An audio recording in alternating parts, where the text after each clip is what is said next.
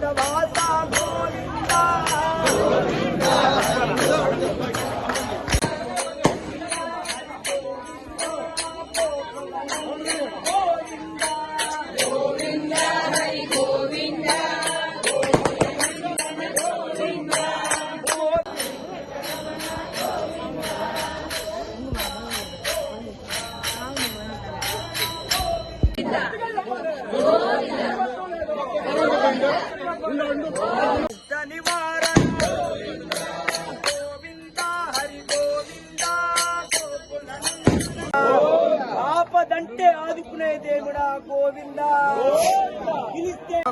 చెప్పుదా